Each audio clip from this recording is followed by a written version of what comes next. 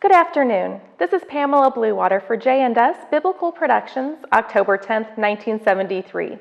We have been investigating public servants to find examples of those who are faithful or unfaithful of public trust, per the Gospel of Luke, chapter 12, verses 41 through 48.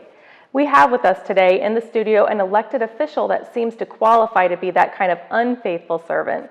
He is here to explain why a federal grand jury has found he failed to report $29,500 on his income tax in 1967 when he was governor of Maryland.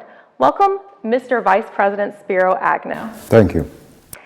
Mr. Agnew, let's start with your background and qualifications to be governor of Maryland and Vice President of the United States. How do you feel you served your country? I served honorably. I became a tank officer in 1942 and drafted into World War II, earned a Bronze Star, and then served in the Korean War. Yes, you get the Bronze Star for shooting people, but here we are interested in your qualifications for governor of Maryland. I completed my law degree after the war in 1947, and then I got appointed to the Baltimore County Board of Zoning, and 4 years later I was elected governor. That's quite a leap in public service. Now, how did you get to where you are today, Vice President and accused by a grand jury of income tax evasion? Well, Ms. Bluewater, the allegations of tax evasion are completely false. My critics can be characterized as effete intellectual snobs. I have an accountant that fills out my tax return, so it must be faulty mathematics or a clerical error that he didn't report. What did he say again? $29,500 in 1967? Well, I don't remember that far back. My name is Bertha Sedgway. I'm the receptionist here. Do you remember taking an oath of office to serve your country and also to faithfully discharge the duties of office, so help you God? Yes, I took that oath in 1969. The Honorable President-elect Richard Nixon chose me as his running mate. Yes, I understand. But he may be on his way out also. What about the sum of $268,428 of briberies and extortions that happened while you were running for governor? Well, I don't know where you got those figures. But I have something important to say. An intellectual is a man who doesn't know how to park his own bicycle. In the USA today, we have more than our fair share of nattering nabobs of negativism. Some newspapers, like the New York Times, are fit only to line the bottoms of bird cages. I've never heard so much bird crap, Mr. Agnew, since I've been working here.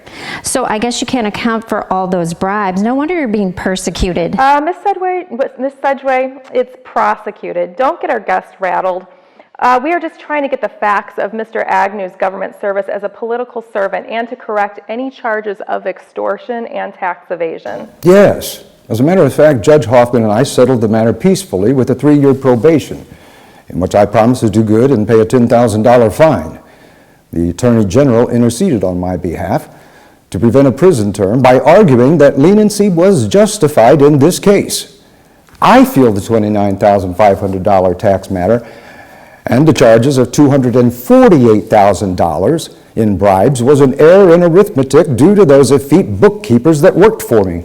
But all those testimonies. Well, I'll give you a testimony.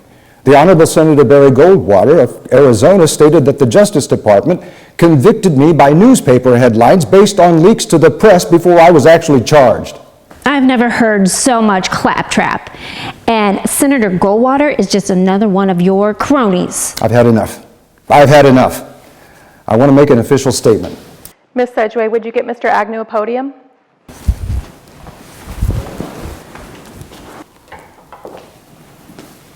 After considering these charges against me by critics of my government service, both persecutions and unfair attacks by the media, especially the New York Times, at length, and to avoid the unnecessary distraction for the public from important government matters, I have decided to resign effective today at 2:05 p.m. And I will give my official resignation to the Secretary of State, Mr. Henry Kissinger, at that time.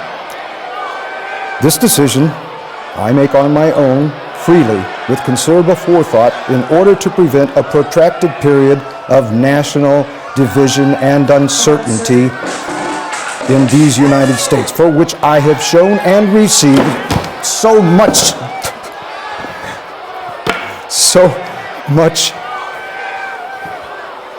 well, that's good to know that was coming. For citizens of the United States, for which I have shown and received so much loyalty for so many years. Goodbye, farewell, and God bless America.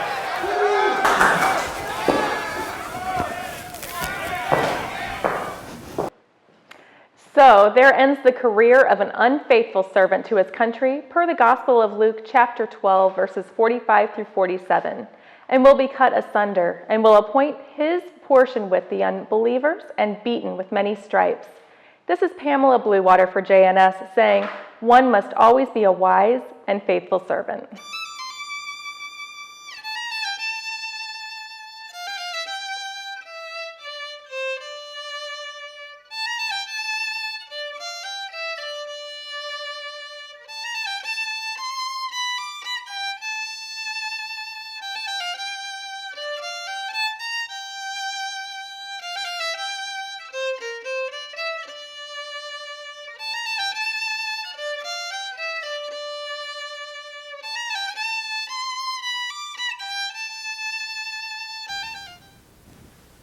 What are your thoughts on today's story? We'd like to know. So, leave a comment and subscribe to our channel, JNS Authentic Biblical Productions. Whether it's the Word of God through parables, true stories illustrating parables, or true stories in the life of Jesus Christ with commentary, you can see them all by subscribing to the most comprehensive collection of videos of biblical stories for you and your family. Have a blessed day.